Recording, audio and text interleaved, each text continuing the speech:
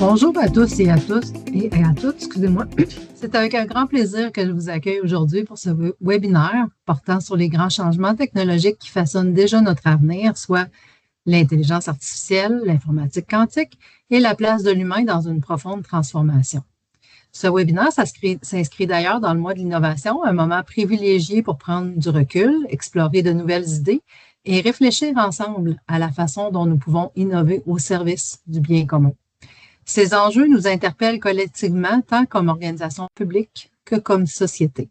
Ils nous invitent à réfléchir à notre responsabilité, à notre capacité d'adaptation et à la manière dont nous souhaitons mettre la technologie au service de la population. Nous avons aujourd'hui le privilège d'accueillir le scientifique en chef du Québec pour alimenter cette réflexion. Et permettez-moi un tout petit clin d'œil, car il s'agit aujourd'hui de son dernier webinaire avec nous dans ce rôle. Cette fois-ci, c'est bien vrai. L'annonce de son départ avait été faite il y a quelques temps déjà, mais on ne pouvait pas s'en passer, donc son contrat avait été prolongé. Donc, j'aimerais prendre un moment pour te remercier très chaleureusement, Rémi. Au fil des années, tu as su bâtir des ponts solides entre le monde scientifique et l'administration publique. Grâce à ton engagement, ta rigueur, ta générosité, la science a pris une place plus grande et plus concrète dans nos façons de réfléchir et d'agir. Ton apport a été précieux et il laissera une marque durable, dont, entre autres, grâce à ce partenariat avec nous pour la formation du personnel, mais aussi notamment pour les scientifiques en résidence. Donc, merci sincèrement, Rémi, pour toutes ces belles années de collaboration et je te souhaite tout le meilleur pour la suite des choses et je vous souhaite à tous un excellent webinaire. Oui, bonjour à tous et à toutes. Merci beaucoup, Mélanie, pour ces bons mots. C'est un plaisir de vous retrouver aujourd'hui. Je ne sais pas combien j'en ai fait de webinaires avec vous. Ça a toujours été un plaisir, toujours très, très bien organisé. Et cette année, que ça tombe dans le mois de l'innovation, je dois dire que lorsque j'ai pris mon poste, il y a maintenant près de 15 ans, on n'aurait pas rêvé à un mois de l'innovation dans la fonction publique québécoise. Donc, on va commencer par quelques journées, une semaine, mais maintenant, on va avoir un mois de souligner ce qui se fait à l'intérieur au gouvernement du Québec, qui est en lien avec la recherche, la science, l'innovation. C'est vraiment un acquis et ça va amener des atouts pour tous les gouvernements au cours des prochaines années. Donc, plaisir d'être avec vous. Je vois qu'on est très nombreux. Oui, la demande, réfléchir un peu sur la science de demain, les découvertes de demain. Je dirais que même après 15 ans, je ne suis pas capable de vous dire précisément quelles vont être les grandes découvertes de demain. Plusieurs s'essaient. Il y a différentes organisations. Vous connaissez probablement les grands journaux scientifiques comme Nature et Science. À chaque décennie, nouvelle décennie, ils essaient de projeter, de dire dans ce domaine-là, on va aller vers ça, etc., etc. Le taux de succès est en général environ 50-50. Donc aujourd'hui, on va discuter de divers sujets, mais on se reverra peut-être dans 5 ans, dans 10 ans, dans 20 ans, pour voir ce que j'ai dit aujourd'hui, est-ce que ça s'est concrétisé, ça ne s'est pas concrétisé, on a eu des avancées, on a eu des reculs. Donc, divers sujets qui vont être couverts aujourd'hui, comme ça a été mentionné par Mélanie, bien sûr. L'intelligence artificielle, on en parle continuellement, ça change les choses déjà aujourd'hui, mais ça va continuer. Le quantique, l'augmentation de la population de la planète, les changements climatiques, etc., etc. Beaucoup de sujets qu'on aurait pu choisir. On s'est limité à quelques-uns. Ça en fait déjà beaucoup. Ça va être couvert assez rapidement, mais n'hésitez pas par la suite s'il y a des questions. Ça me fera plaisir d'essayer d'y répondre. Les divisions qu'on vous a mentionnées les différents sujets à la diapo précédente, c'est évidemment une classification un peu inspirée de ce qu'on appelle l'organisation qu'on appelle GESDA, qui est basée à Genève. Et il y a des partenariats avec le Québec, avec le Canada. La semaine prochaine, il va y avoir une grande semaine de la diplomatie scientifique à Montréal et c'est organisé en partenariat avec JESDA, l'Université McGill, l'Université de Montréal et l'Université de Calgary. Donc, c'est une organisation qui essaie de faire de l'anticipation, mais comme je disais, on n'est jamais certain, trop certain de d'où ça va nous mener. Prochaine diapo. Mais je vous inviterai tous et je nous inviterai tous à garder en tête les grands objectifs de développement durable des Nations unies. Donc vraiment, là, c'est 17 grands objectifs. Ça a été discuté par des centaines de chercheurs à travers le monde. C'est une perspective de 5 ans, de 10 ans, de 30 ans, jusqu'à 2050.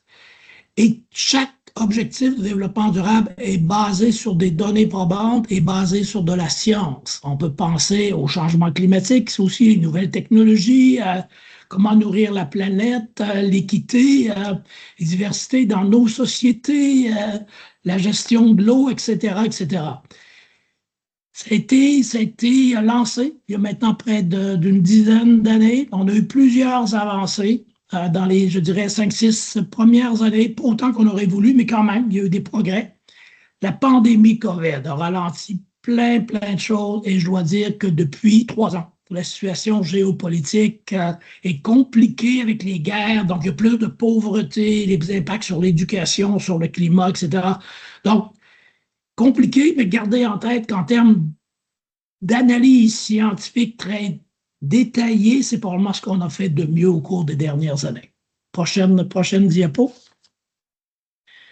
Donc, bien sûr, plusieurs personnes, futurologues comme ici Nick Bostrom, se disent, bon, dans les prochaines années, l'utilisation de l'intelligence artificielle qui se bonifie continuellement, les bases de données s'améliorent, bon, peut-être dans le futur, peut-être que une bonne portion ou la majorité de la recherche scientifique va être menée par de l'intelligence artificielle plutôt que des chercheurs humains. Une question déjà pour vous, bon, on va en avoir d'autres. Croyez-vous à ce genre de diagnostic-là qui est un peu pessimiste, je dirais. Et il y a du pour et du contre. Peut-être qu'on peut dire oui, d'autres vont dire non. Donc, si vous êtes invité aussi peut-être à voter ce que vous pensez de tout ça, là, ça va être important d'être capable d'en discuter par la suite. Pour participer au sondage, vous pouvez utiliser 2 moyens, soit en utilisant le code QR avec la fonction prise de photo de votre téléphone, ou encore en cliquant sur l'hyperlien qui est versé dans la zone de questions-réponses. Puis, s'il vous plaît, utilisez un des 2 moyens afin de répondre en grand nombre à chaque question.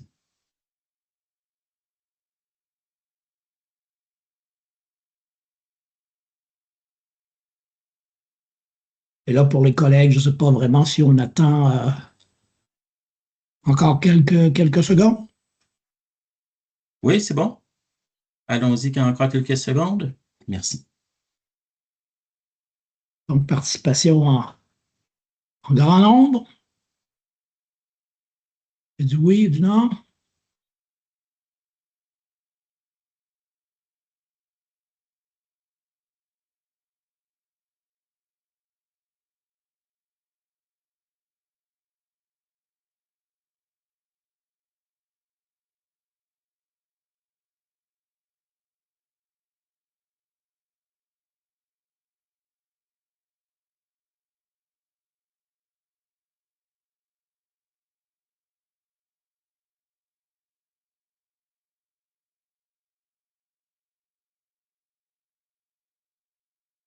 Donc, ça semble être quand même partagé.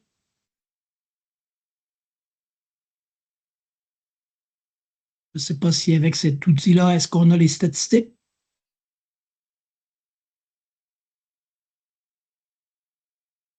Les résultats semblent partagés, effectivement, M. Quirion.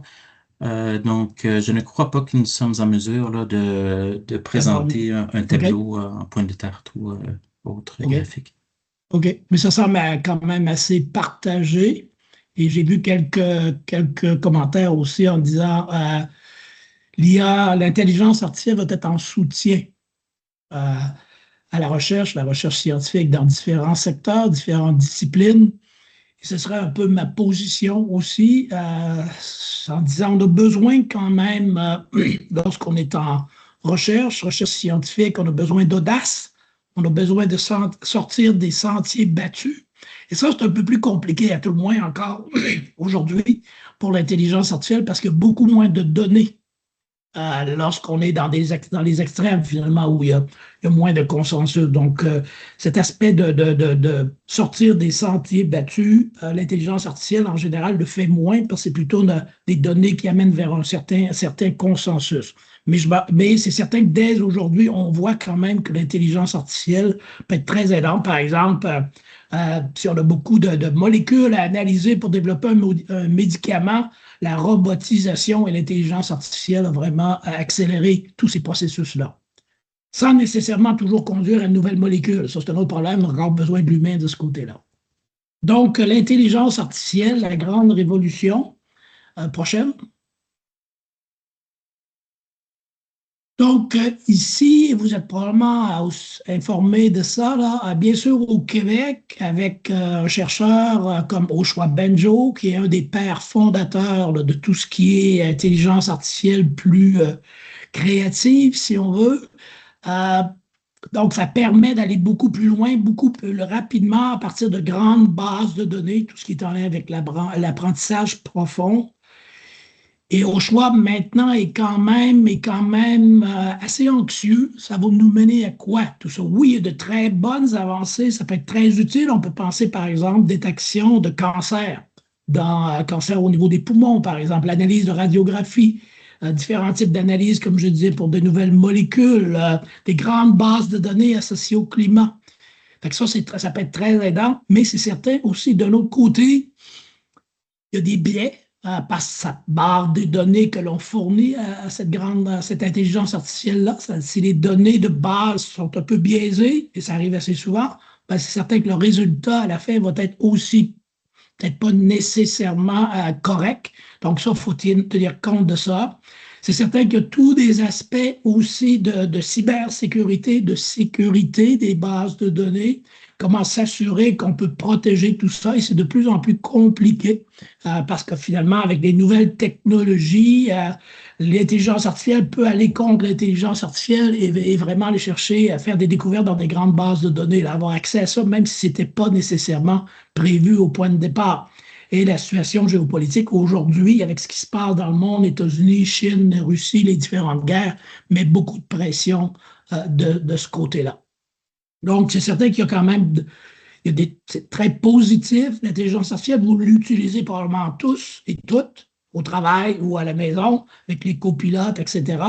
Ça va se développer, ça va s'accélérer, mais je pense on doit mettre certaines balises si on veut s'assurer là, de protéger le bien commun et que tout le monde ait accès à ce genre de technologie-là. Prochaine.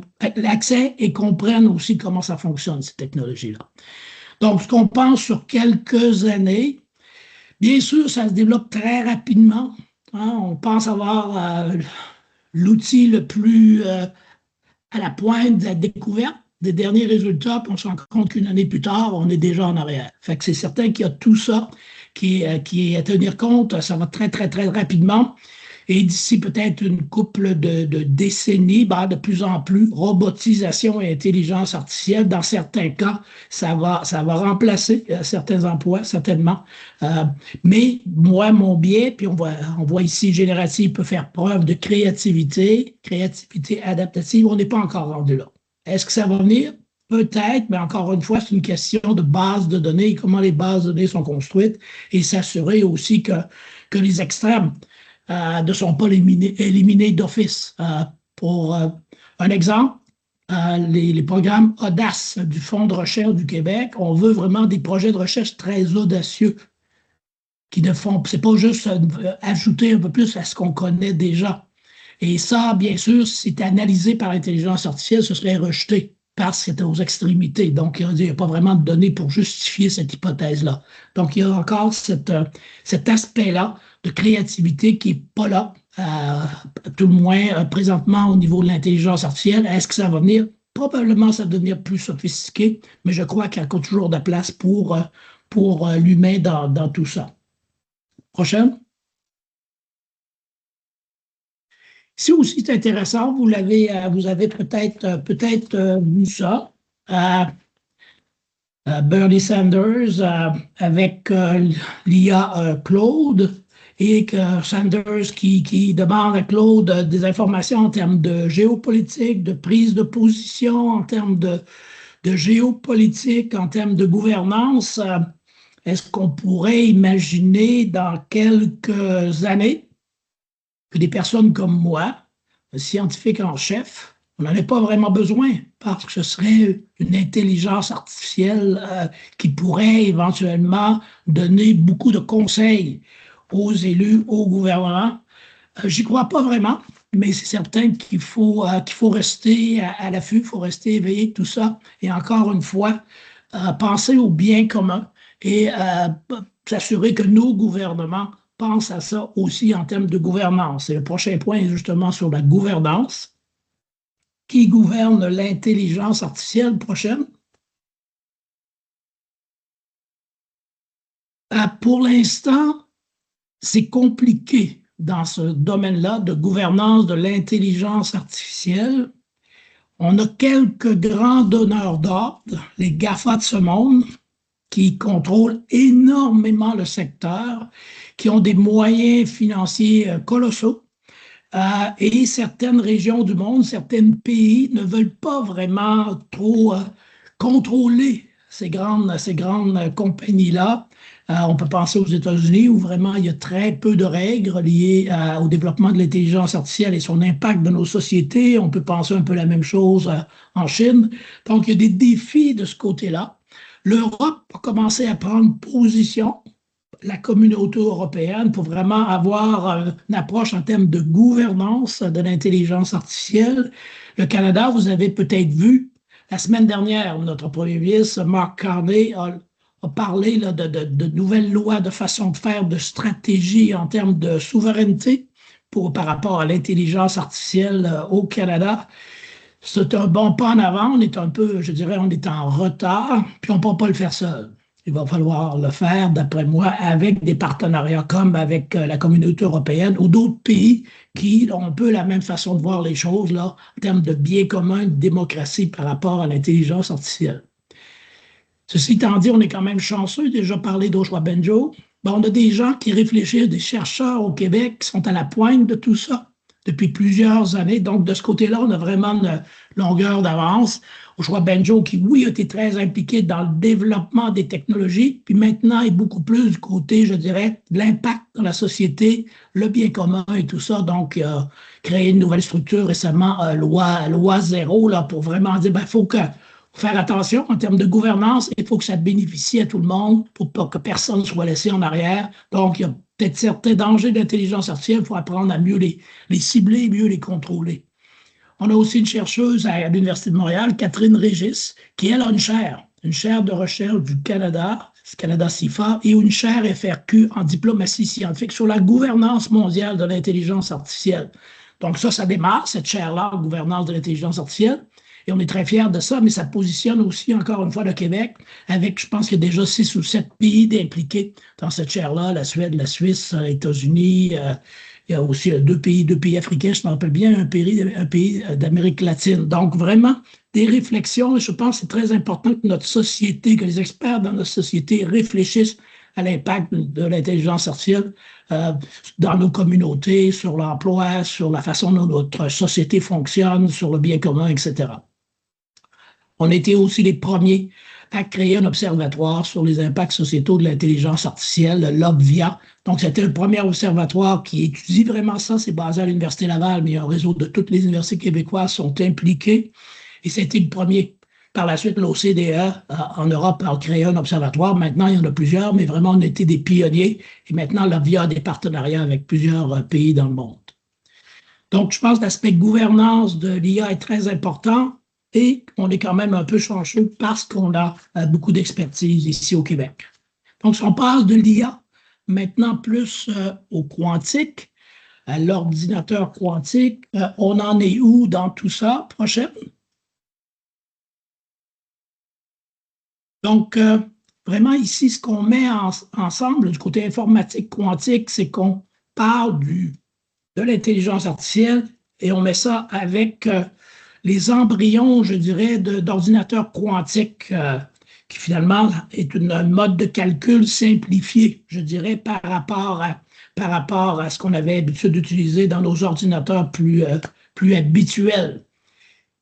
On a des ordinateurs quantiques présentement. Il y en a un, par exemple, à Sherbrooke, il y en a dans différents endroits du monde, mais les spécialistes pointus du fonctionnement du quantique vont nous dire que ce n'est pas vraiment l'ordinateur quantique.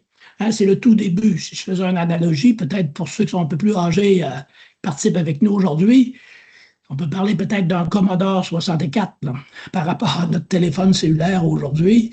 Donc, les capacités très, très, très différentes. C'est peut-être là qu'on est avec l'ordinateur quantique, mais ça se développe rapidement. Et on pense que d'ici une dizaine d'années, des vrais ordinateurs quantiques vont vraiment exister. Et on a des experts ici aussi au Québec, dans le secteur.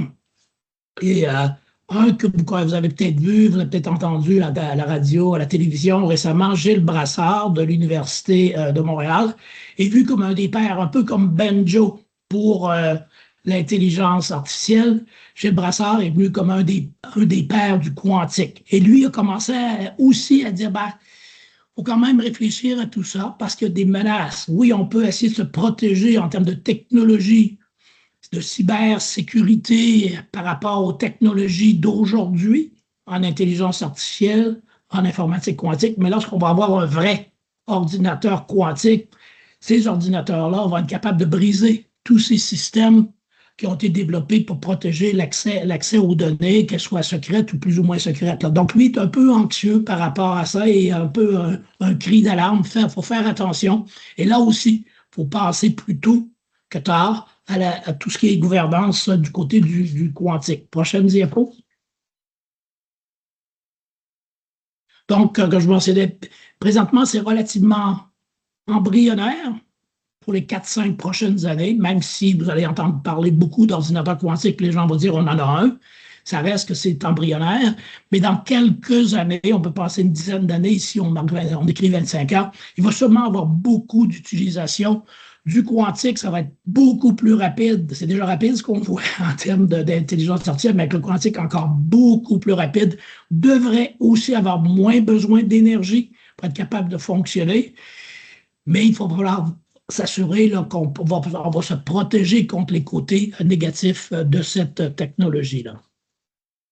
Donc, expertise québécoise dans le domaine, j'ai déjà mentionné Gilles Brassard, qui a reçu plein de prix. Il pense qu'il devrait recevoir le prix Nobel bientôt. Il a déjà été en nomination plusieurs reprises cette année.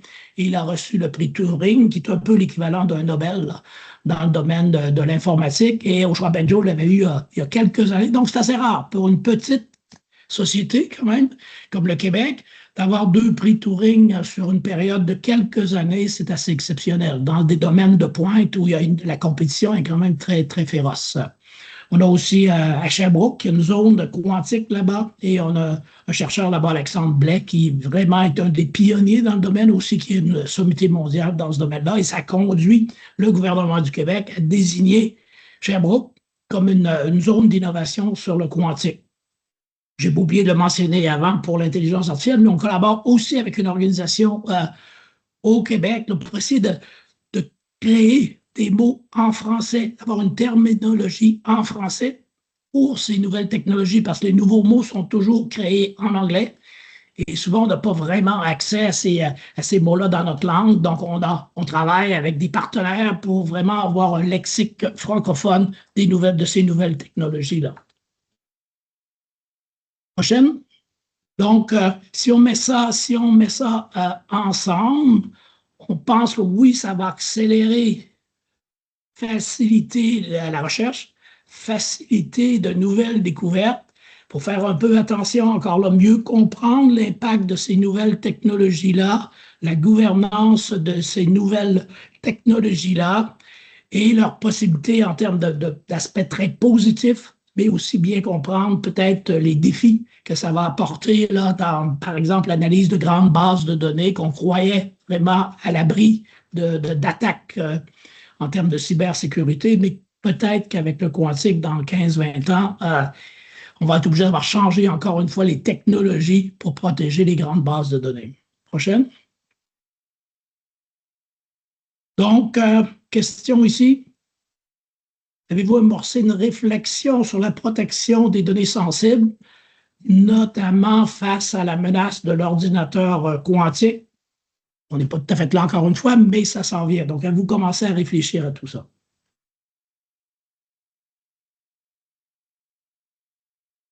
Donc, ici, on le voit en pourcentage.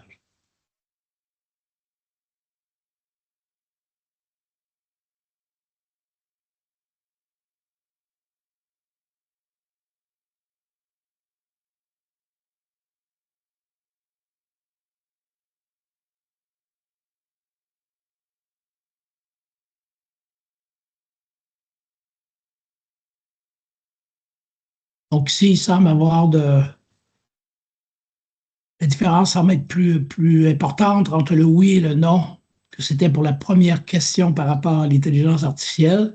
Donc, en termes de réflexion, c'est sûr qu'il est peut-être un peu tôt encore. Il faut commencer quand même à se poser un peu de questions et à suivre les développements, pas dans le détail d'articles scientifiques trop spécialisés, mais de façon un peu plus générale, le développement du quantique, de l'ordinateur quantique. Encore une fois, le Québec est assez bien positionné.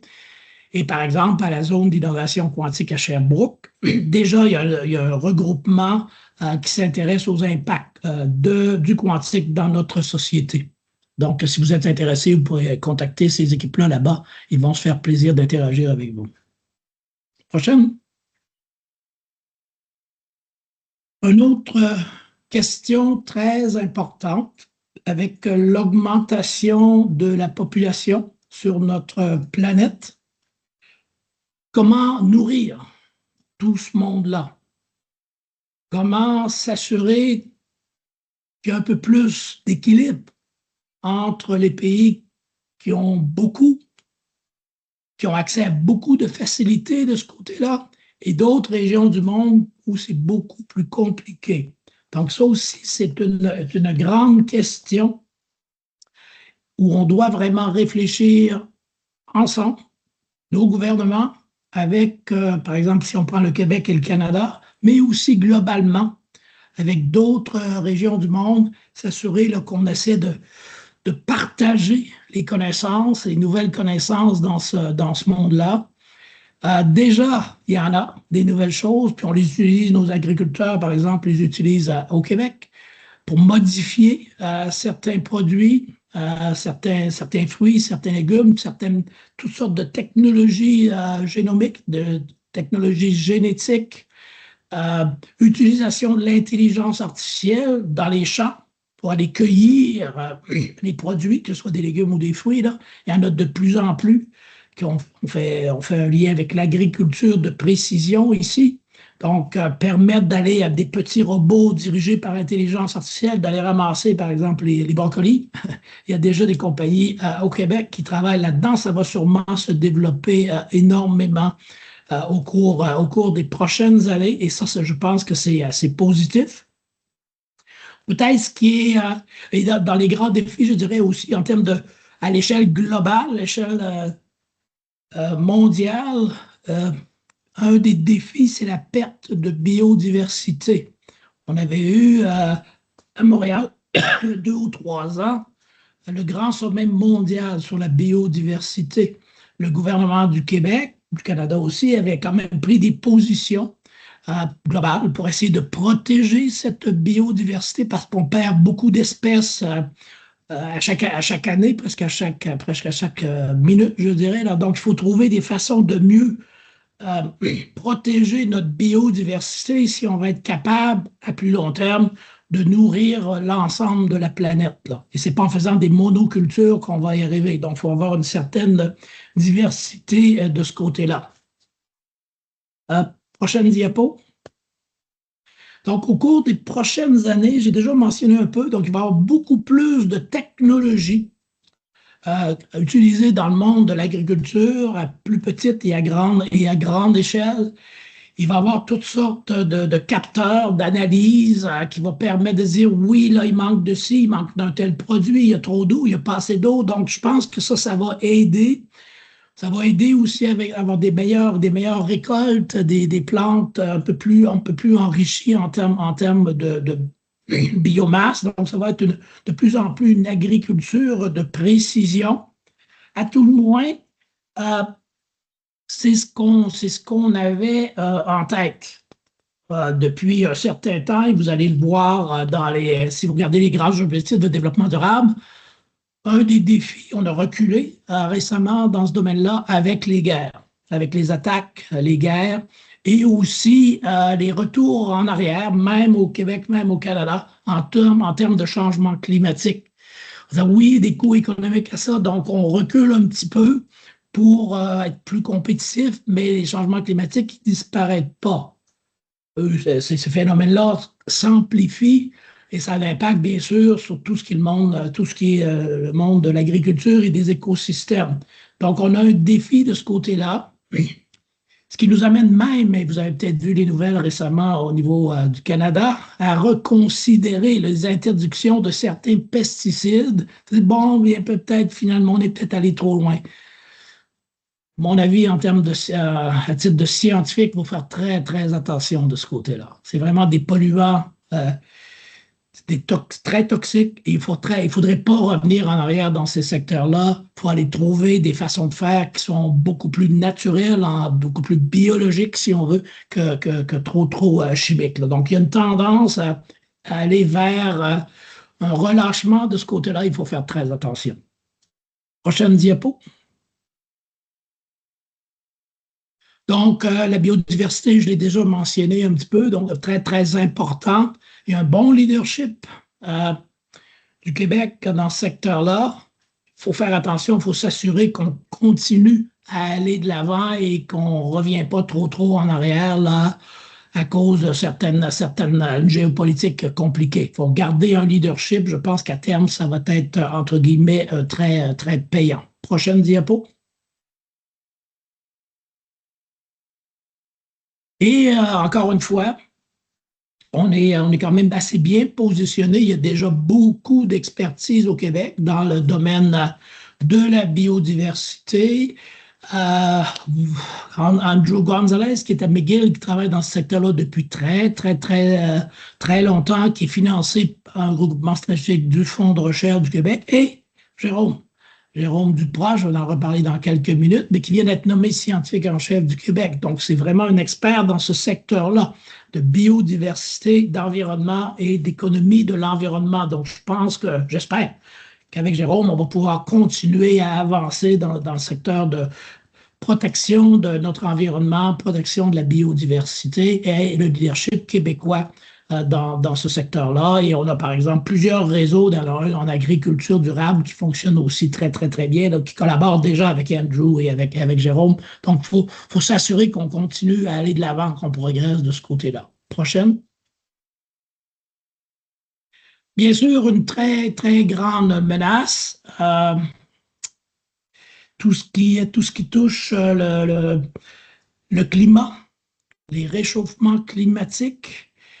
Là aussi, il y a des défis. On a fait des avancées au cours des dernières années. Et là, on est en recul, je dirais. Il y a des remises en question dans certaines régions du monde, au sud chez nous, là, aux États-Unis, avec le président Trump. Et là, plusieurs des pays se disent peut-être qu'on est allé trop vite, faut peut-être ralentir tout ça. L'accord de Paris, oui, mais bon, il faut faire très attention. Au Québec, au Canada, c'est dangereux comme approche. Vous le savez probablement tous, là. Les extrêmes, que ce soit l'Arctique ou l'Antarctique, se réchauffent beaucoup plus rapidement que les autres endroits dans le monde. Donc, vraiment, ça a des impacts énormes sur la biodiversité, mais sur les gens qui habitent là-bas aussi, là. Le dégel du permafrost et tout ça. Donc, on est très vulnérable au changement climatique au Québec, au Canada, dans les régions extrêmes, que ce soit l'Arctique ou l'Antarctique, encore une fois. Pour certains d'entre nous, on est plus au sud, au Québec. Bon, on trouve que ça fait peut-être un peu de bien là, d'avoir chaud un peu plus en été, mais c'est dangereux. À terme, il faut vraiment s'assurer que l'on ralentit la production de gaz à effet de serre, qu'on diminue l'impact de l'activité humaine et animal sur le climat. Et on a besoin de vous. Je dirais ici, là, chacun d'entre nous peut faire sa part, doit faire sa part et se demander qu'est-ce que ça veut dire pour moi, dans ma famille, dans ma ruelle, à Montréal ou à Québec, ces changements climatiques-là. Peut-être partir moins des grands rapports qui sont très bons là, du GIEC, mais aller peut-être de façon plus concrète. Comment les petits gestes que l'on peut faire ensemble peuvent avoir des impacts. C'est sûr que le Québec seul ne pourra pas régler tout ça, mais je pense qu'on peut montrer beaucoup de leadership. On l'a déjà fait et on doit continuer très, très, très certainement. Et ici, c'est mentionné aussi, là, présentement, recul. L'IA qui a besoin de beaucoup d'énergie. J'ai mentionné le croissant qu'on va peut-être en avoir un peu moins besoin, mais quand même, c'est des demandes énormes avec l'expansion de ces nouvelles technologies-là. Prochaine. Donc, ici, Edouard, ce qui se développe beaucoup, c'est certain qu'on comprend un peu mieux la modélisation, et là, on utilise l'intelligence artificielle, modélisation en termes de changement, des changements climatiques, impact des changements climatiques. Donc, ça, il y a eu des avancées, mais encore une fois, c'est pas suffisant. Ça prend aussi des volontés politiques là, très importantes. Il y a différentes technologies qui sont étudiées présentement pour essayer de diminuer, par exemple, l'impact du gaz à effet de serre, des technologies comme la capture du CO2, vous avez peut-être entendu parler de tout ça, des technologies comme l'hydrogène vert. Ça reste, je dirais, encore au niveau plutôt à la petite échelle. On n'est pas rendu à grande échelle et certains groupes croient que, par exemple, les captures de CO2 ne pourront jamais être mis à l'échelle. Donc, il faut essayer de développer différentes technologies et peut-être qu'au point de départ, ce n'est pas nécessairement d'en produire puis de capturer, mais c'est d'en produire moins. Prochaine diapo. Ici aussi, l'expertise au Québec, à différents niveaux. Ça peut être vraiment le climat, la mesure du climat, la modélisation du climat, mais ça peut être aussi les impacts de tout ça dans nos sociétés. Et vous avez peut-être vu cette semaine, Jean Lemire, notre émissaire climat au gouvernement du Québec, ben, Jean avait des entrevues là, dans différents médias et par exemple dans Le Devoir, il était assez anxieux en disant, si je peux, étant donné qu'il y avait son voilier, là, si on a manqué le bateau, là, maintenant, on devient trop frileux, c'est pas juste au Québec, là, mais on devient trop frileux par rapport au climat, au changement climatique. On revient en arrière et c'est très, très, très dangereux. Donc, je pense qu'on doit continuer à interagir, à discuter avec des personnes, des experts comme Jean Lemire. On en a aussi d'autres, Alain Webster de Sherbrooke, qui lui préside le comité qui conseille à notre gouvernement, qui conseille le ministère de l'Environnement. Quelqu'un, vous voyez très souvent dans les journaux aussi, Pierre-Olivier Pinault, qui toujours met son grain de sel, et puis il est très perspicace, vraiment, il amène des volets, des aspects qu'on n'avait peut-être pas réfléchi par disant oui, il y a peut-être ça sur l'économie aujourd'hui dans tel secteur, mais ça va avoir un impact beaucoup plus global dans d'autres, si on ne fait pas un impact beaucoup plus global dans d'autres secteurs. Donc, ça nous prend des groupes, des personnes comme ça qui réfléchissent aux impacts des changements climatiques dans notre société pour essayer de mitiger le plus possible ces impacts-là. Et au niveau des fonds de recherche du Québec, bien sûr, on a créé différents regroupements stratégiques. Un qui est assez bien connu, c'est les inondations. Suite aux inondations qu'on a eues il y a quelques années, vraiment créer ce réseau-là pour mieux comprendre, mieux gérer les inondations, mais aussi l'impact des inondations, même sur la santé mentale. Je dirais que c'est beaucoup plus large que la simple gestion de l'eau. Et on a aussi le consortium Ouranos qui est très, très, très bien connu, là, qui est du côté climat, modélisation climatique. Et eux aussi, au cours des prochaines années, vont continuer à développer leur technologie, leur approche. Et encore une fois, il faut s'assurer que nos gouvernements ne reculeront pas. Mais ça prend l'engagement aussi de chacun de nous. Prochaine diapo. Donc, si on pense maintenant un peu plus dans le secteur de la santé, mieux comprendre différentes maladies, différentes pathologies, mieux les prévenir, rester en santé le plus longtemps possible. Donc là aussi, Il y a énormément de recherches un peu partout dans le monde, incluant au Québec. Prochaine. Donc, vraiment, en termes d'interagir, d'intervenir au niveau d'un gène, d'intervenir au niveau d'une cellule. Donc, plutôt que d'avoir une approche comme on a encore malheureusement, mais traitement de certains cancers, par exemple, on donne un médicament qui va partout dans le corps humain, touche toutes les cellules, affecte la synthèse des protéines dans toutes les cellules, a des effets secondaires assez importants. Là, on va aller de plus en plus très ciblé sur les cellules cancéreuses, sur d'autres types de cellules qui fonctionnent mal. Donc, de plus en plus, il va y avoir ces nouvelles technologies-là très, très, très ciblées. Les défis qui nous restent encore, c'est c'est pas encore totalement bien contrôlé. Par exemple, la thérapie génique, ça fonctionne, à date, ça fonctionne bien, par exemple, dans le traitement de certains problèmes de cécité reliés à une modification au niveau du génome, la notion très précise. Avec certaines technologies, on peut aller réparer tout ça et c'est fabuleux. La personne voit par la suite. Elle aurait été aveugle toute sa vie. Là. Donc ça existe de plus en plus. Mais ce genre de technologie-là est encore en recherche. C'est de la recherche fondamentale, je dirais, pour l'appliquer peut-être à des pathologies un peu plus compliquées, comme encore une fois, le cancer, les maladies cardiaques et autres. Là. Donc ça, mais la thérapie génique a explosé depuis quelques années. Et pour les personnes qui ont des maladies monogéniques, comme je disais, du côté cécité, là, ça reste tout à fait fabuleux. Donc, c'est possible de le faire. Il s'agit maintenant de l'adapter à des situations peut-être un peu plus complexes. Un défi très important, et ça, peut-être qu'on n'en parle pas suffisamment, que ce soit ici ou dans plusieurs régions du monde, c'est la résistance aux antibiotiques. Peut-être qu'on les a surutilisés dans le traitement de différentes infections, mais la résistance aux antibiotiques, si on n'est plus capable de contrôler différentes infections au cours des prochaines années, ça va devenir très, très, très compliqué. Parce que les antibiotiques, plusieurs fonctionnent assez bien, mais on voit de plus en plus de résistance aux antibiotiques.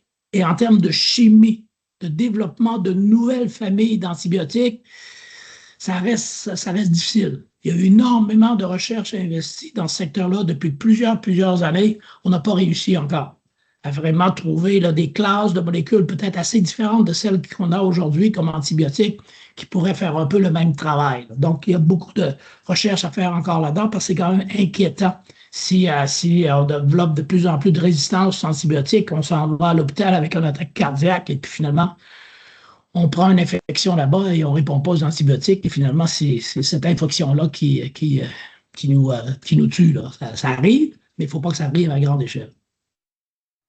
Et bien sûr, les traitements personnalisés présentement sont très, très coûteux. Et avec le temps, on espère que ça va vraiment diminuer en termes de coûts. Prochaine. Donc, ici, on parle un peu la même chose, la thérapie génique. De plus en plus, les nouvelles technologies. Il y a, par exemple, des essais qui fonctionnent jusqu'à un certain point pour l'épilepsie, le traitement d'épilepsie juvénile surtout, qui avec ciblé certains gènes. Ça reste encore de la recherche, mais on espère qu'au cours des prochaines années, vraiment, ça va permettre d'être utilisé à grande échelle pour différents types de pathologies. Donc, énormément de recherche et il y a de l'expertise ici au Québec. Prochaine diapo. Donc, encore une fois, pour ce genre de thérapie génique, de ciseaux moléculaires qu'on appelle, là, c'est un nom un peu à la Star Wars, là, CRISPR-Cas9. Et un des pionniers dans ce domaine-là, c'est Sylvain Moineau à l'Université Laval. Sylvain, lui, a étudié les fromages, les bactéries dans les fromages. C'est comme ça qu'il a découvert un peu les CRISPR-Cas9 et par la suite, des équipes américaines et européennes ont poursuivi au niveau des mammifères. Ça a donné des prix Nobel, etc. Donc, c'est une technologie de ciseaux moléculaires qui prend de plus en plus d'importance. Prochaine. Donc, en plus de Sylvain, qui était un des grands pionniers dans le secteur, il y a différents experts dans nos universités au Québec là, qui utilisent ce genre de technologie-là. À Lucie Germain, par exemple, à l'Université Laval, sur les grands brûlés, beaucoup d'approches cellulaires, beaucoup d'approches génomiques pour être capable de créer dans un pétri, vraiment créer des tissus là, qui peuvent être utiles lorsque, par exemple, pour les grands brûlés ou lorsqu'il y a des problèmes au niveau des yeux, etc. Là, donc, elle est très, très impliquée là-dedans. Aussi au CHUM à Montréal, là, vraiment du côté tout ce qui est problème hépato-biliaire. Simon est très, très, très impliqué là-dedans, leader mondial dans ce domaine-là aussi. Là. Donc, on a beaucoup d'expertise. Il y a plusieurs réseaux que Lucie a déjà dirigé, le réseau TCL, là, qui est vraiment cette base-là utilisée la thérapie cellulaire, thérapie génétique, génomique, mais aussi thérapie cellulaire pour traiter différentes pathologies. Et le Québec, encore une fois, est un leader dans ce domaine-là. Mais il faut aller plus loin. Les besoins sont immenses. Ce que vous avez peut-être entendu parler aussi au cours des dernières années, et peut-être via certaines des compagnies d'Elon Musk, là, les neurotechnologies. Donc, d'arriver et avec certaines approches, être capable, par exemple, d'aller dans une région du cerveau pour traiter différentes pathologies. Ça a débuté surtout, par exemple, pour le traitement de la maladie de Parkinson. Des malades qui répondent moins aux thérapies qui existent présentement ou qui ne répondent plus aux thérapies, donc d'aller dans certaines régions du cerveau, d'insérer une petite électrode, et dans certains cas, c'est vraiment fabuleux. Ça ramène le patient presque à une certaine normalité. Là. Donc, c'est tout à fait incroyable. C'est maintenant aussi utilisé dans certains cas pour le traitement, par exemple, de dépression, des maladies de l'humeur et tout ça. Là. Donc, il y a différentes approches de neurotechnologie. Un des défis, je dirais, oui, d'être certain que l'implant fonctionne bien, qu'il ne se déplace pas, etc. Et l'autre, c'est de dire, est-ce qu'on va commencer ou de plus en plus avoir des possibilités de contrôler une population, de contrôler des humains avec ces approches de neurotechnologie-là? Donc, il y a énormément de recherches du côté des aspects éthiques, sociétaux de la neurotechnologie. Et l'UNESCO est un des leaders là-dedans, l'UNESCO Paris, la grande organisation, et une des personnes qui préside ces comités-là, c'est Mylène Deschênes, avocate au Fonds de recherche du Québec, du côté éthique et conduite responsable en recherche. Et Mylène vraiment pilote là beaucoup des grandes réflexions sur tout ce qui touche la neurotechnologie partout dans le monde, pas seulement au Québec. Donc là aussi, on a des leaderships assez forts, mais il faut s'assurer de comprendre encore une fois ce qui est positif par rapport à ces technologies-là, parce que ça peut faire des merveilles, mais aussi éventuellement faire attention à avoir une bonne gouvernance en termes de contrôle de population. Prochaine diapo. Donc, c'est aussi pratique, sans fil, moins invasif, etc., etc. Puis vous avez peut-être vu aussi, là, des fois, avec l'implantation de certaines de ces électrodes-là, quelqu'un qui était paralysé, maintenant, avec sa pensée, peut faire rebouger ses jambes, par exemple. C'est tout à fait fabuleux. Prochaine diapo.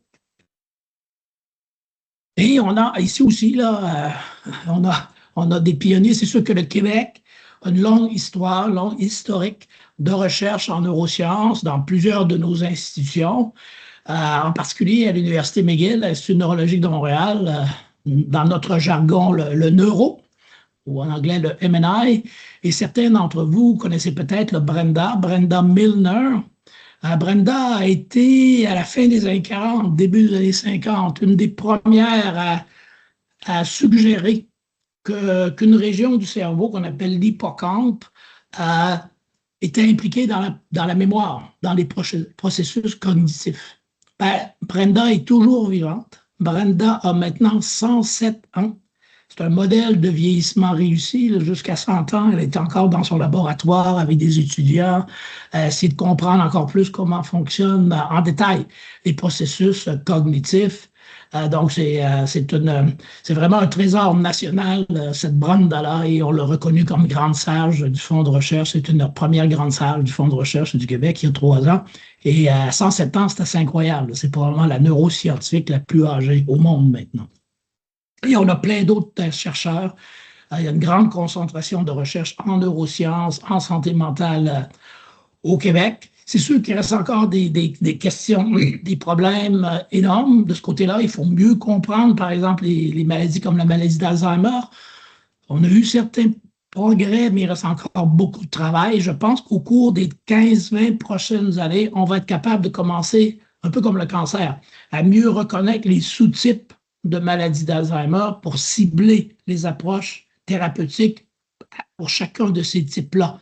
Présentement, on y va un peu à l'aveugle et les résultats ne sont pas très, très concluants. Peut-être la même chose aussi du côté santé mentale et le spectre des maladies, par exemple, de dépression, les spectres de l'autisme. Donc, il y a beaucoup de différents niveaux, différents types et on a encore de la difficulté à bien reconnaître tous ces sous-groupes-là pour mieux développer des approches thérapeutiques plus efficaces. Prochaine.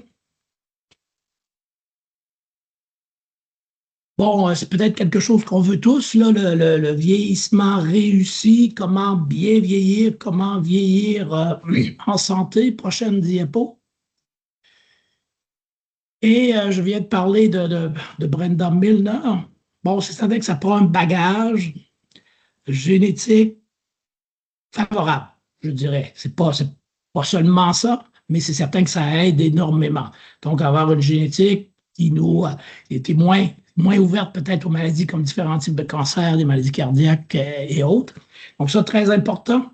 Bien sûr, aussi, en termes de prolongation de la durée de vie en santé, parce que ce n'est pas nécessairement d'améliorer l'espérance de vie de quelques années, mais si la personne est vraiment inapte, ce n'est pas nécessairement intéressant. Donc, comment aussi mieux comprendre l'interaction entre le génome, la génomique et notre environnement défini dans un sens très large, environnement, je dirais, plutôt biologique, biodiversité, mais environnement social aussi. Il faut mettre tout ça ensemble. Il y a beaucoup de recherches présentement dans ce domaine-là, tout ce qu'on appelle l'exposome, donc notre génomique en lien avec l'environnement pris dans un sens très large. On parle souvent du concept d'une seule santé qui touche la planète, si on veut. Oui, les humains, mais aussi les animaux, les plantes, etc., etc. Donc, très, très, très, très important de mieux comprendre tout ça. Prochaine. C'est certain que la nutrition, l'activité physique, c'est pas un secret pour personne, là, c'est important. Bonne nutrition, bonne activité physique. Et de plus en plus, on se rend compte que l'activité mentale est aussi très, très importante.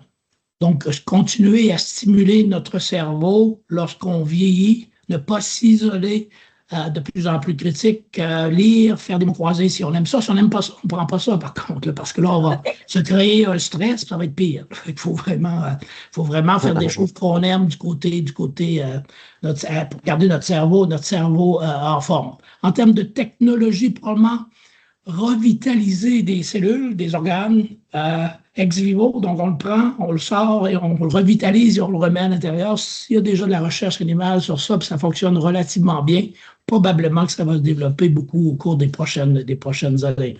Mais ce qu'on se rend compte aussi de plus en plus, c'est qu'en vieillissant, pour bien vieillir, il ne faut pas vieillir isolé, il ne faut pas vieillir seul. Donc, tout ce qui est société, un engagement sociétal, être impliqué dans notre société, ça nous permet de rester beaucoup plus en forme, à la fois du côté physique et du côté mental, plus longtemps.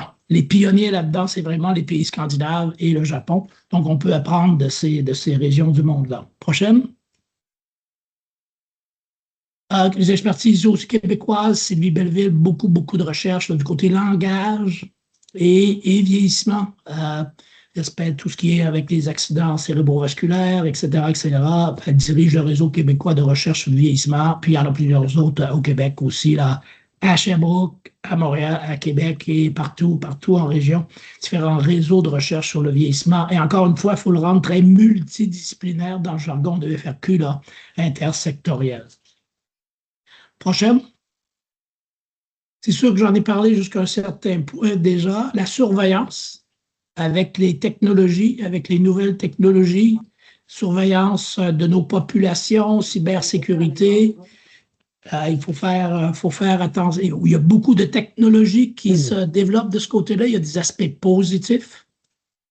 protéger, par exemple, nos populations sous certaines conditions, mais il y a aussi des aspects un peu plus dangereux de contrôle de nos populations. Donc ça, il faut faire un peu attention de ce côté-là et vraiment avoir des réflexions comme société. Qu'est-ce qu'on veut en termes de surveillance populationnelle? Comment inclure des aspects de sécurité là-dedans, de cybersécurité, très, très, très important. Prochaine diapo.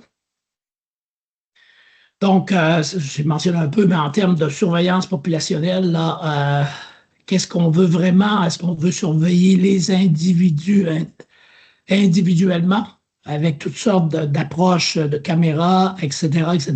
Ça devient très précis, ce genre de technologie-là. Surveillance des entreprises, des compromis en termes de sécurité. Donc, il y a beaucoup à faire de ce côté-là. Encore une fois, ça se développe vite. Avec l'intelligence artificielle, ça va continuer, mais il faut réfléchir en termes de biens communs pour nos populations ici au Québec et partout dans le monde. Prochaine. Donc, ce qu'on a déjà, si on veut, surveillance des populations, et ici, surveillance peut être compris dans le sens négatif, ça peut être aussi un sens positif. Lorsqu'on arrive, par exemple, par rapport au changement climatique, des inondations, des tsunamis, tout ça, être capable d'avoir des réflexes, d'être capable de contacter la population rapidement, c'est des technologies qui peuvent être très aidantes. Mais en même temps, il faut faire un peu attention du côté confidentialité, comportement individuel, suivre à la trace, nous faire suivre à la trace, là. Peut-être qu'on aimerait ça des fois suivre à la trace certains de nos adolescents, mais ce n'est pas l'objectif qu'on devrait avoir ici, là. Il faut rester plus ouvert que ça. Prochaine diapo.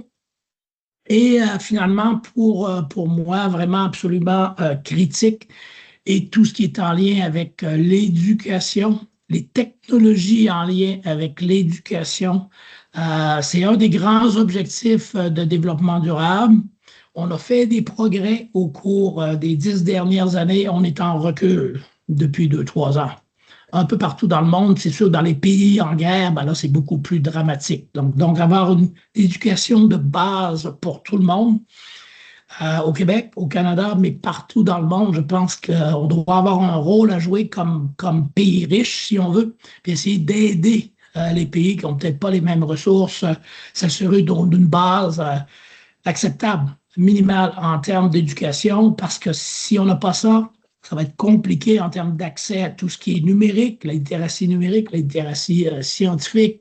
Donc, je pense que focus sur l'éducation, c'est une richesse, c'est un gage de meilleure société dans le futur. Donc, il faut vraiment s'assurer qu'on poursuit dans ce sens-là, qu'on met ça à l'avant-scène, qu'on parle de plus en plus de littératie numérique et scientifique, qu'on a des programmes de plus en plus multidisciplinaires. Bien sûr, on a besoin des disciplines, mais on a besoin aussi de comprendre un peu plus les autres disciplines et les impacts des autres disciplines dans les domaines de l'éducation et de l'enseignement supérieur. Il reste du travail et du travail à faire de ce côté-là.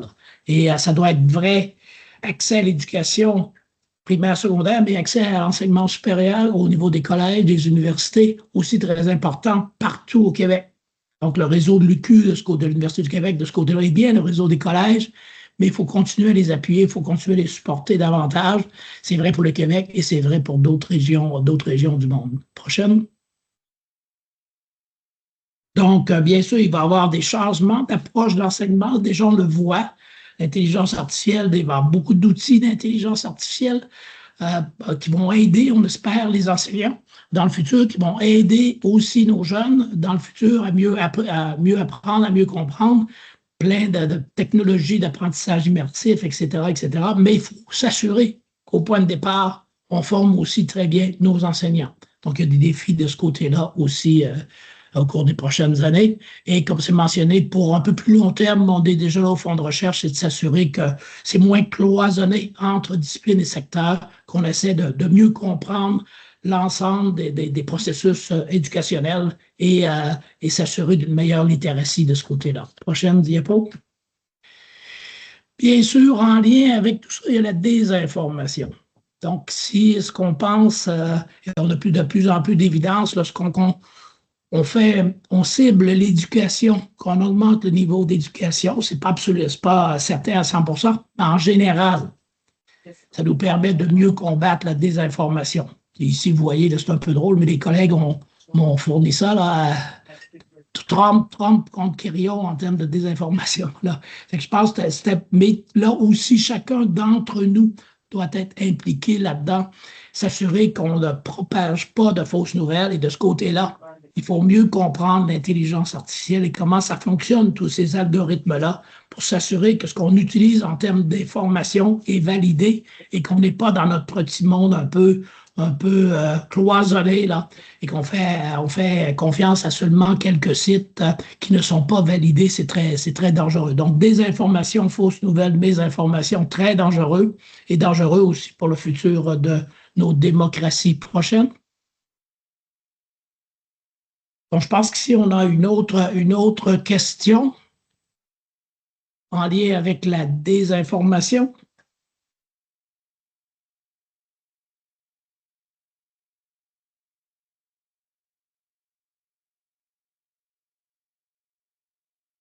Est-ce que les gens commencent à répondre, pas encore?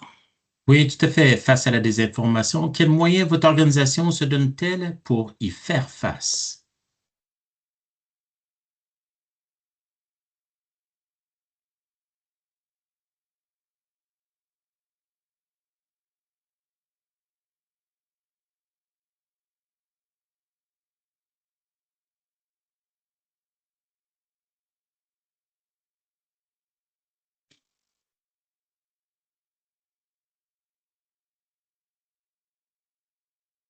Donc, c'est des formations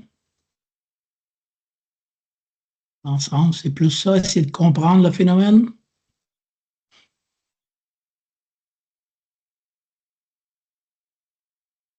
Est-ce que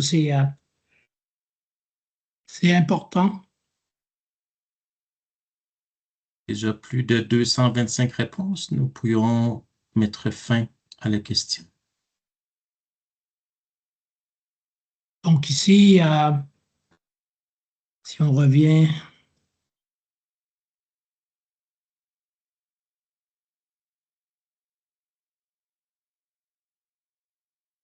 donc, du côté des informations, aussi le Fonds de recherche du Québec, on a publié maintenant peut-être 6 à 8 mois un genre de rapport sur la désinformation, mésinformation. Donc, n'hésitez pas, c'est disponible, vous pouvez le trouver sur nos sites, mais au besoin, on peut vous aiguillonner aussi là-dedans. Là, et c'est un document qu'on veut vivant. L'améliorer avec le temps, mais ça donne certains outils, certaines pistes d'action par rapport à la désinformation. Je pense que comme la majorité d'entre nous, employés du gouvernement du Québec, c'est important de prendre connaissance de tout ça et d'essayer d'aider les collègues, d'aider un peu tout le monde là, dans ce monde-là qui aussi bouge très rapidement avec des nouvelles approches de désinformation, en particulier sur les réseaux sociaux. Donc, il faut faire attention là, et mieux s'équiper pour être capable de réduire l'impact de tout ça. Prochaine. Donc, on va essayer de terminer bientôt. La diplomatie scientifique, bien sûr, la science peut aider aussi beaucoup les liens, les collaborations entre pays.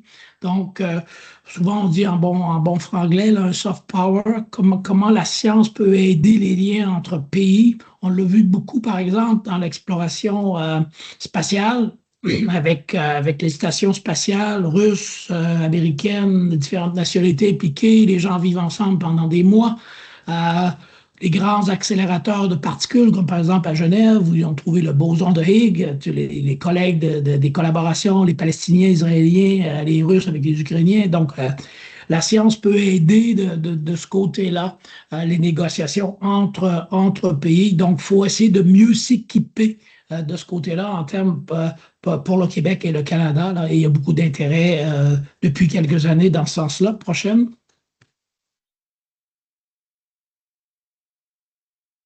Donc, ce qu'on pense, c'est de plus en plus mieux comprendre l'impact des changements géopolitiques, peut-être être capable de prédire un peu mieux là, ce qui va arriver. C'est toujours compliqué parce que la géopolitique, on peut peut-être prévoir certains des mouvements tectoniques, comme c'est mentionné ici, mais d'autres beaucoup moins.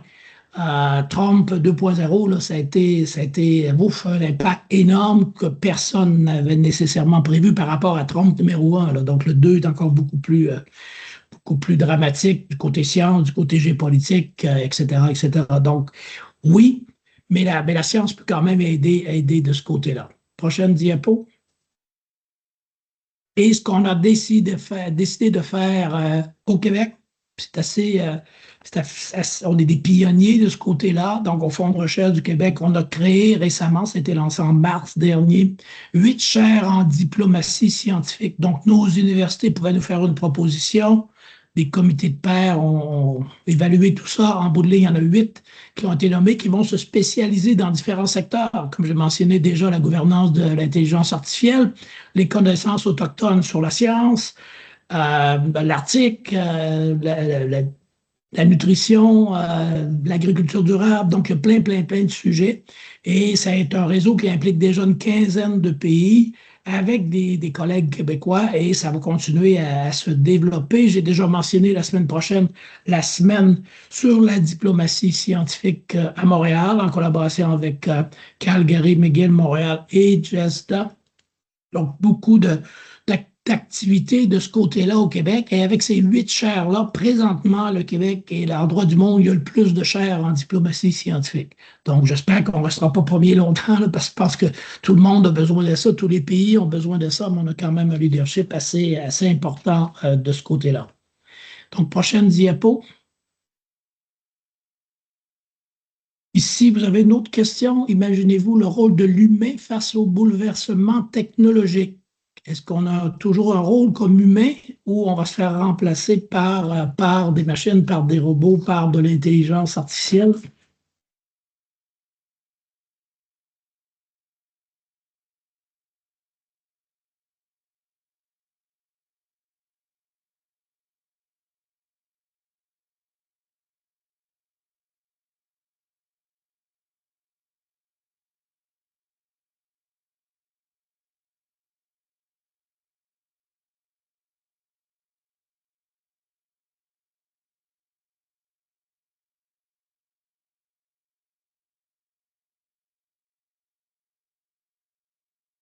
Donc, nous avons ici une série de réponses jusqu'à 140 jusqu'à maintenant. Certaines réponses Oui, il y a beaucoup de resteront suggestions. positives. Oui. Oui, il y a beaucoup de suggestions, c'est quand même intéressant. Là. Chef d'orchestre, il faut rester les chefs d'orchestre, il faut l'éthique, les aspects d'éthique, régulateur, garder l'humanité de l'humain, excellent, intéressant. Être pilote, chef de file. Donc, merci, c'est intéressant aussi comme réponse. Là. C'est plus varié, bien sûr, parce que c'est moins oui-non, c'est plus ouvert comme type de réponse. Merci bien. Donc, rapidement, pour la dernière partie de mon énoncé, du côté de l'avenir du Québec scientifique, la science au Québec. Je vous ai donné plusieurs exemples dans différents secteurs, l'intelligence artificielle, le quantique, les neurosciences, etc., où le Québec, quand même, a des capacités de recherche importantes. Il faut s'assurer qu'on garde ça, qu'on continue à former la prochaine génération pour qu'ils soient au même niveau d'excellence, de compétitivité que ceux et celles qu'on a présentement ou qu'on a eu dans le passé et s'assurer du lien avec la société. Donc, vraiment d'interagir avec nos concitoyens, concitoyennes et garder en tête tout ce qui est le bien commun. Garder en tête aussi tout ce qui est objectif de développement durable et le rôle qu'on peut avoir au Québec, ici au Québec, par rapport à ces objectifs-là, mais aussi plus globalement pour l'ensemble de la planète. Donc, j'ai déjà mentionné excellence en recherche, peut-être en tenant compte, pas peut-être, mais certainement en tenant compte beaucoup plus de tout ce qui est équité, diversité et inclusion, avoir des différentes façons d'évaluer l'excellence en recherche et on est très impliqué dans ce qu'on appelle, je ne dirais pas dans les détails, mais DORA et COARA à l'échelle internationale, redéfinition peut-être de certains concepts d'excellence, quoi considérer dans un cursus scientifique. Donc ça, pour nous, important d'avoir plus de diversité de ce côté-là. Bien sûr, le financement de la recherche, c'est absolument essentiel. S'assurer d'une continuité en termes de reconnaissance, fonds de recherche du Québec, universités, collèges, en termes d'outils, d'impact pour le bien commun dans nos sociétés, mais aussi des impacts économiques très importants. Et de plus en plus aussi bonifier les opportunités de recherche multidisciplinaire, de recherche intersectorielle pour être mieux capable, pour être mieux en mesure d'appréhender les grands défis de société. On peut penser à l'IA, on peut penser au vieillissement réussi, on peut penser au changement climatique, etc. Donc, d'avoir des approches très multidisciplinaires va être sûrement aidant. Prochaine diapo. Donc, ici, certains des... L'autre avant. Donc, en termes d'avenir, il y a déjà des sujets qui ont été discutés, j'en ai parlé de certains, mais aussi discutés à l'interne, chez nous, au bureau du scientifique en chef, avec les VP recherche, au niveau du fonds de recherche, donc une approche, par exemple, intégrée de santé, une seule santé, santé de la planète, si on veut, des informations, discours anti-sciences, donc s'assurer qu'on essaie de comprendre, de mieux comprendre ces phénomènes-là, d'impliquer nos citoyens davantage. Donc, on a des programmes comme Engagement, qui est de la science participative, la science citoyenne. Les citoyens peuvent nous proposer des projets de recherche. On en reçoit beaucoup dans le domaine de l'environnement et dans le domaine de la santé, mais je pense qu'on devrait aller encore plus loin de ce côté-là. Science en français, pour nous aussi très important. Et au Québec, on a créé de nouvelles revues scientifiques en français et on veut redonner notre science, simplifiée, mais notre science à nos concitoyens et concitoyennes. Je dis souvent, c'est eux qui paient notre serre. Là. Donc, de redonner dans notre langue, je pense que c'est important. Comment le scientifique en chef ou un scientifique en chef ou une scientifique en chef peut influencer aussi les prises de position, peut influencer les politiques publiques. Et ça, oui, au niveau du gouvernement du Québec, mais au niveau du pays et aussi au niveau des villes, de plus en plus énormément d'intérêt pour l'utilisation de données scientifiques, de recherche dans nos villes, dans nos municipalités. On a créé différentes structures pour faciliter tout ça. Et j'ai déjà mentionné le Québec scientifique et ODD. Prochaine. Donc, éventuellement, si vous voulez en savoir un peu plus, ben là, merci au collègue et ami Claude Corbeau, l'ancien recteur de l'Université de l'UQAM. Et avec lui, on a travaillé là, au cours des derniers mois à produire ce qu'on appelle les entretiens avec moi, là, avec scientifique en chef, un peu les 15 années, même avant ça, en France, etc., formation académique, formation universitaire, carrière universitaire, avant de passer au poste de scientifique en chef. Et si vous êtes intéressé, vous allez en savoir, en apprendre plus sur ce qu'on a fait au cours des dernières années. Et aussi, on a une infolette que certains d'entre vous connaissez bien, sûrement, le Forum Sciences et Politique du Québec. Prochaine diapo. Et là, c'est le petit nouveau. Jérôme Duprat, professeur à l'Université du Québec en Outaouais. J'ai déjà mentionné là, vraiment biodiversité, environnement, économie de l'environnement. C'est lui qui prend la suite et j'ai confiance qu'il va être capable de nous amener encore plus loin en termes de science, d'innovation, de recherche et recherche pour le bien commun ici au Québec et un peu partout dans le monde. Et tant qu'à moi, je continue comme président du réseau international en conseil scientifique pour les prochaines années. Prochaine diapo. Donc, vous pouvez nous suivre sur différents réseaux sociaux. On a aussi la communauté FRQ, le site du scientifique en chef. Merci encore une fois de votre participation aujourd'hui, très, très, très appréciée. Et au plaisir de se revoir peut-être dans d'autres fonctions. Merci. Merci, M. Quirion. Une variété de sujets en matière de sciences et de recherche de demain amène également une variété de questions. Allons dans un premier temps vers l'intelligence artificielle. L'intelligence artificielle aide dans certains domaines, mais l'impact sur l'environnement est peu abordé. Selon vous, Que devrions-nous faire pour conscientiser la population en ce sens? Oui, bonne question. Il y a de plus en plus de discussions à ce sujet-là. Il y en a ici au Québec, mais il y en a aussi un peu partout dans le monde. Donc, je pense que là, on devrait travailler en réseau avec, ici au Québec, bien sûr, comme l'OBVIA, je vais vous parler de l'Observatoire sur les impacts sociétaux de l'intelligence artificielle, mais avec des collègues dans des pays qui ont un peu les mêmes façons de penser que nous. En Europe, la communauté européenne commence à réfléchir davantage là-dessus. La Corée du Sud, l'OBVIA devrait avoir un genre de site, un partenariat avec la Corée, le Japon, Taïwan. Donc, je pense qu'il faut essayer de voir, pas le faire en vase clos chez nous, mais essayer de le faire à l'échelle plus globale et de mieux comprendre les impacts de ces technologies, de cette technologie-là, d'intelligence artificielle, sur les besoins en termes d'énergie et ce que ça peut vouloir dire pour notre environnement et pour les changements climatiques. Merci. Toujours dans le domaine de l'intelligence artificielle, quels secteurs de l'administration publique seront les plus transformés par l'intelligence artificielle selon vous?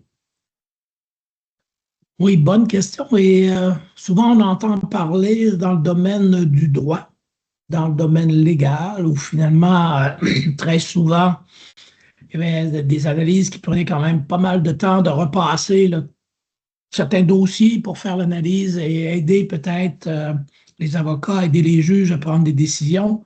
Avec l'intelligence artificielle, il semble que ça va avoir des impacts assez importants, là, et d'avoir moins besoin d'humains pour faire les analyses de ces dossiers-là. Donc ça, c'est un secteur qui va probablement bouger. Les secteurs aussi de ce qu'on appelle globalement les cols blancs. On était plutôt habitué de voir un peu plus des cols bleus avec l'automatisation de certains métiers qui est plus associé au col bleu. Ben maintenant, du côté col blanc, avec les capacités de l'intelligence artificielle, ben, des analyses vont être faites probablement très, très rapidement. Donc, ça va peut-être demander un peu moins de personnes. Personnellement, je crois qu'il faut quand même continuer à avoir vraiment des humains qui vont regarder tout ça pour s'assurer que les analyses sont bien faites et que c'est pas parce que c'est pas dans la grande base de données que c'est pas intéressant, là, que c'est pas juste. Parce que souvent, ils vont peut-être aller trop vers les moyennes avec les technologies et aussi peut-être les biais de l'intelligence artificielle. Donc, je pense qu'il faut garder, mais c'est certain qu'il y a des dangers du côté col blanc. Merci. Donc, dans le segment informatique quantique, concrètement, de quelle façon l'informatique quantique pourrait transformer notre société? Avez-vous des exemples? Finalement, ça devrait, mais encore une fois, comme je dis, on n'a pas encore de vrais ordinateurs quantiques, mais ça devrait, en termes de capacité, de rapidité d'analyse, si on dit, ben maintenant, l'ordinateur ordinaire, si on veut, est très rapide, va prendre 10 minutes pour faire une analyse d'une tonne de dossiers, ben ça va être quelques secondes avec le quantique, là. Et ça devrait, encore là, il faut avoir l'ordinateur qui fonctionne vraiment de façon quantique pour être capable de le valider. Ça devrait prendre beaucoup moins d'énergie.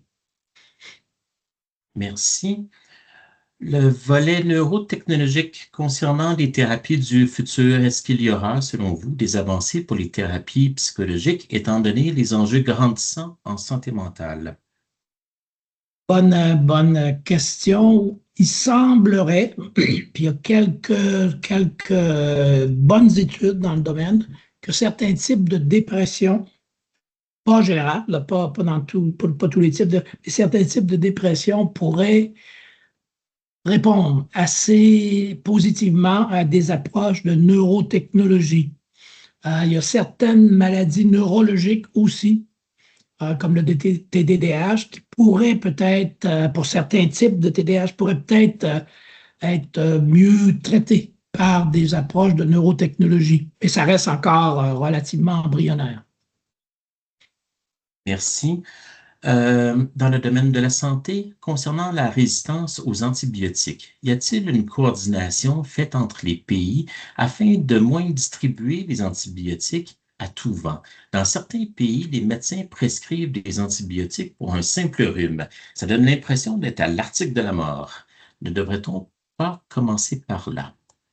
Très bonne question, très bon point. Oui, je pense que depuis quelques années, il reste du travail encore à faire, mais depuis quelques années, les médecins sont plus sensibilisés à ça, là. Dire pas prescrire des antibiotiques comme vous dites à tout vent, là. Vraiment, quand on en a besoin, de limiter quand on en a vraiment besoin, pour pas avoir une surconsommation d'antibiotiques qui amène à terme probablement une résistance. Et oui, on ne doit pas le faire en vase clos. Il y a eu des approches de l'Organisation mondiale de la santé pour essayer d'avoir un certain niveau de contrôle sur l'utilisation d'antibiotiques. C'est sûr qu'il y a deux volets. Il y a un premier volet, c'est d'avoir accès aux antibiotiques. Dans certains pays du sud global, c'est pas simple d'avoir accès. Donc déjà, eux se disent, ben nous, avant de commencer à parler de surconsommation, on voudrait s'assurer qu'on a moins accès à des antibiotiques quand on en a vraiment besoin. Donc ça, c'est le numéro un. Numéro deux, c'est d'aller et dire oui. Par contre, lorsqu'on a accès, peut-être s'assurer que nos enseignants, que nos étudiants en médecine, que nos médecins ont une meilleure compréhension de ce qui se passe lorsqu'on traite avec des antibiotiques et aussi la population.